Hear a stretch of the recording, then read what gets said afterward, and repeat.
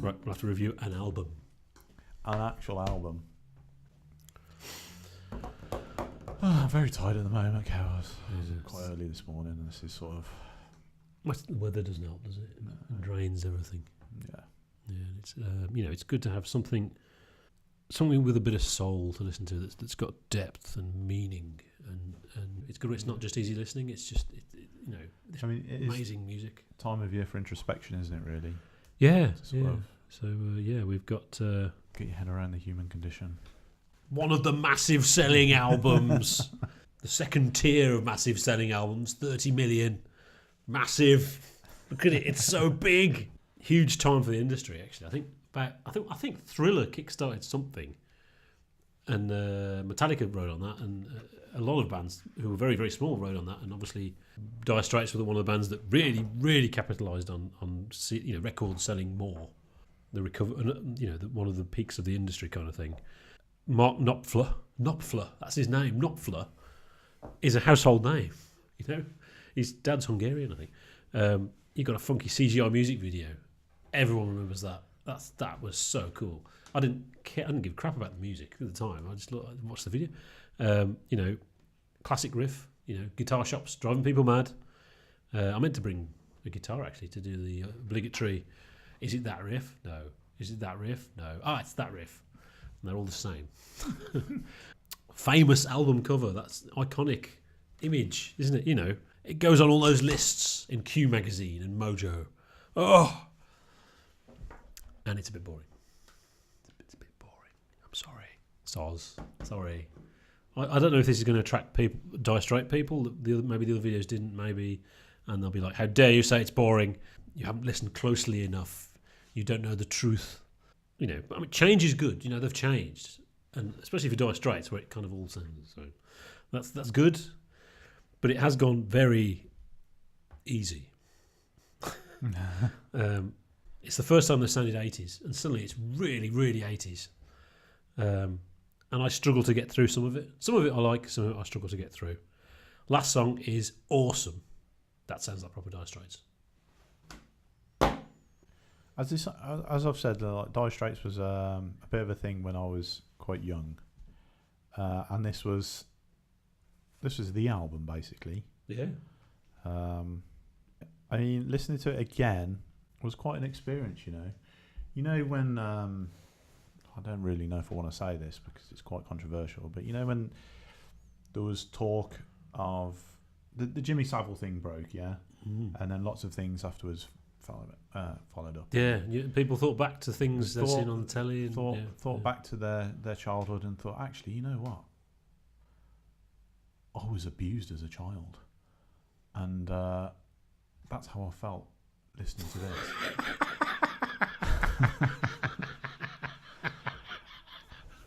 It's child abuse. Listen to this boring crap. Boring children to tears with music. I must confess, I grew up in a pretty... it wasn't a standard household. We were, my mum and dad weren't particularly parenty, but it wasn't a bad household. We were pretty happy. Mm-hmm. We were well looked after and stuff and this is the closest I get to child abuse. Yeah. You didn't think that at the time. I did not think. I actually thought I liked this album. See what it did to you. See what it did, and first track, So Far Away. I thought, yeah, it starts with a good one. At least there's going to be some good songs on there. And obviously, you got Money for Nothing, Walk of Life, and Brothers in Arms. There's some good tracks on there.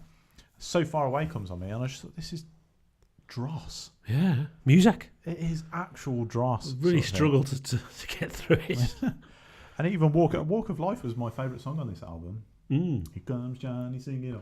It's so pants. It's just sort of really trite, really lightweight, yeah. Rubbish. I enjoyed Money for Nothing, but live without all the 80s blink noises. And it made me think Mario and Luigi, the CGI videos, and you thought, actually, this is just Mario and Luigi, isn't it? Turned into 3D sort of thing, apart from the Mario's got a cigar and a stubble. So I drew an interesting parallel there.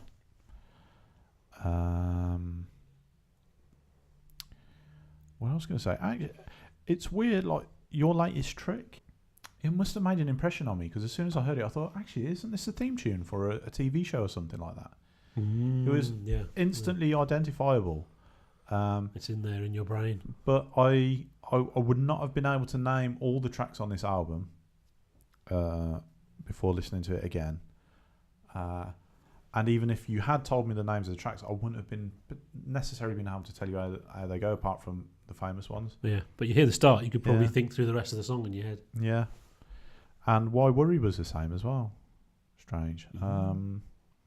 But yeah, I mean, we've talked before about the sort of the Dire Straits albums. Yeah. And we sort of thought, well, maybe if Telegraph Road bookended Love Over Gold, maybe it would lift the whole album. Yeah. Well, we've sort of got that, really. In the first 2.5. Yeah. Few tracks are all right, and then you've got the Brothers in Arms last, and then there's lots and lots of also played. Yeah. And listening to this, you get they were described as pub rock, was it? Pub rock. We looked it up. Yeah. Pub rock, and you kind of understand why. You can imagine that the also ran tracks, Dire Straits tracks. You can imagine a pub singer coming up with it, and it's no better than that. A wine bar. Yeah. It's like not a pub, a wine bar. Some guy in a pub, or some band in a pub, or a wine bar, just written some songs, and you look at it and you think, well, yeah, it's pretty average stuff, and that's what the also run stuff is on these albums. But massive. I mean, this is essentially the Dire Straits retirement package. It literally, yeah. And they did come back a bit in the 90s, and then he thought, I can't be bothered anymore. No, well, he went off and did that crazy Notting Hillbilly stuff, didn't he? Yeah. So there we go. Yeah, I mean, the media hated it, but I think for completely different reasons. I mean, one of the reviews said it sounds mysteriously like the last Dire Straits album, and the one before that. What? And it doesn't. Of course, what they're doing, they're reviewing the previous album. They probably haven't even listened to it. Yeah. That's genuinely that's what would happen in those days. They wouldn't actually listen to the uncool album, but they would review it because the readers would like them being slagged off, kind of thing. It's really long. It feels long, but it actually is. It's 55 minutes for 1986. 1985. Yeah, it must be 1985. Well, it doesn't say it, but it has to be 85. It has to be, doesn't it? That's really long. And it's actually a precursor to 90s albums. Remember you were saying about 90s albums and all the filler on it?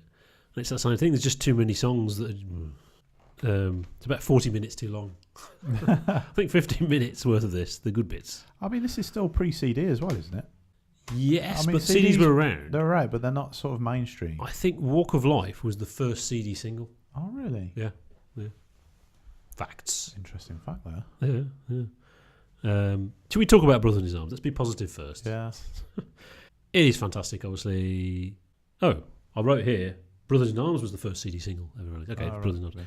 It's about the Falklands, so it's an anti-war song, etc. But yeah, I mean, it's just brilliant, isn't it? Yeah. Good video as well. Yeah. Yeah, unlike, Money for Nothing, which is so obnoxious now. I like the CGI bits, but the horrible glowy effect concert bits. And I mean, that kind of thing, is it as terrible as it feels? Or is it more us remembering something really old and thinking, oh, it's old and crap? Well, it's probably a signifier of the 80s, and since we think the 80s is the worst thing ever. Is it as crass and horrible as it seems to us? And we can't tell, can we? Yeah, no. I have to say, you said about Walk of Life, I was all ready to talk about how much I hate it, and the sound of it, which was on Industrial Disease as well, similar sort of thing. I quite enjoyed it. I think the sort of weight of Money for Nothing, not that Money for Nothing isn't good, but just because I know it, the sort of weight of it, like listening to Freebird, I mean, it sounds like Garth Brooks, and I liked it. What's going on? But again, I had very low expectations already without having listened to it at all.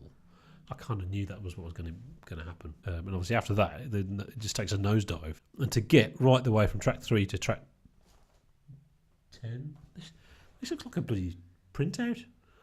9. Track 9 is hard work. To not skip is hard work. There's a lot of filler there. But it does seem that all their albums are like that, to be fair. But this is no Love Over Gold. Money for Nothing was supposed to. They were trying to get like a ZZ Top crunch sound for the riff, which makes sense, obviously. I've written a riff. What do we want it to sound like in 1985? Make it sound like ZZ Top. But that sort of 80s sound, sort of really compressed. They did it. The guy put the mics ready without setting them up, and he played it, and it was like one mic was pointing to the ground and one mic was sort of away from the amp, and that's how it got that sound, apparently. And the lyrics, the lyrics are cool. I really like the lyrics of Money for Nothing. It's a great idea. It sounds like it's true. There's a little bit of a sort of apocryphalness to that kind of story, but I think it's true, particularly because Martin Knopfler's probably quite a boring man. He wouldn't have made that up, I think. And he was in like an electrical store or whatever it was, and it was either Motley Crue on the TV or it was Sting, Don't Stand So Close to Me. It makes sense for it to be Don't Stand So Close to Me. I want my MTV singing Don't Stand So Close to Me. That's the idea of it. That's what's happening in the background while this guy's talking. It's a crude stereotype that keeps rearing its head, doesn't it? Of money for nothing and the chicks for free. Well, that's not working and all that, But he did. It's interesting what he said. It's not sneering at look at this working man. Knopfler is working class. He's really working class, and that's what annoys people, I think.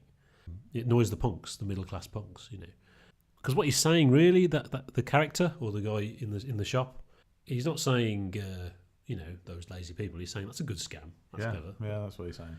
So yeah, non-argument about sneering at the have-nots or whatever. Classic riff. He doesn't play the riff all the time. He stops and he hints at it in the then comes back in, not just playing the fucking riff over and over again, which is good. That's how you do it, isn't it? Yeah. Tellingly, MTV pushed for the video though. Martin Knopfler didn't like it. He wanted just him playing the songs. He just wants to play the songs, man. But it's the 80s, and MTV are all overseeing all things, and they decided, yes, you are having that video. And apparently, he never even actually okayed it. In the end, he just didn't say no. So they just went ahead and did it. That's the 80s. I mean, that probably made him an extremely wealthy man. Oh, exactly, yeah. I'm sure he doesn't regret it now. The last two albums have got there's a proper vibes player on the albums. I assume not in the band. You wouldn't think. Vibes, eh? Yeah, you wouldn't think that. Like, you think Zappa, don't you? Where's the vibes? I don't know, but it must be. And I think that's partially because they are Dire Straits, despite the guitar, they're good at making the whole of the sound.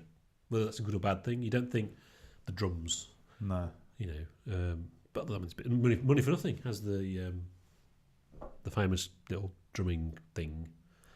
The drummer isn't on the album. He only does that bit in Money for Nothing. He wasn't good enough, so that they got some jazz guy to do it. But it sounds like a drum machine for some of it. So purely from the good bits, and purely from how good the guitar is, purely from the title track, I think it does have to be 3 eggs. Although the lull is much lower than the other albums. Mm-hmm. It's very difficult. I mean, Making Movies was 3 eggs. This is not as good an album as Making Movies. But I think Brothers in Arms is better than anything on Making Movies, I think. So that's quite tricky. I'll give it 2 eggs. Or 3 eggs.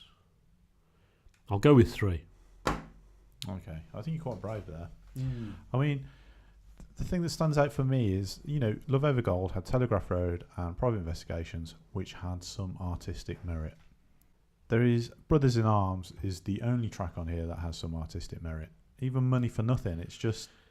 Is cynical and, yeah, well, I don't contrived know and cynical. It's just...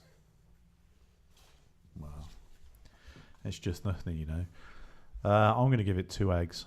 Mm-hmm. I gave Making Movies 2 eggs, didn't I? I think... Did you? Or 3? Did I think you gave it 3.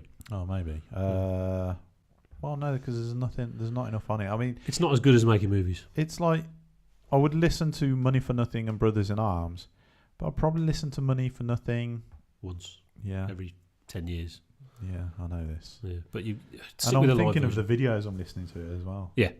That's why there's sort of weight to it. That's why I think Walk of Life is just... there's a bit of a relief after the sort of... Yeah.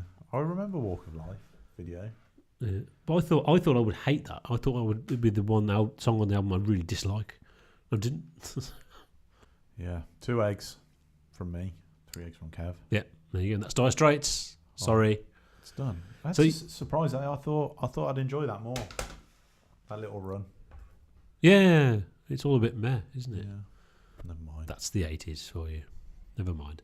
Yeah, so next week there's no video. There will be a placeholder video of me saying hello for you to place your reviews and things. Mm-hmm. And we'll be back in 2 weeks for episode 200, part 1. Oh my God. It's a prog channel. So come on, we're not just going to do episode 200. Oh, it's going to be multi-part thing going on. See you then.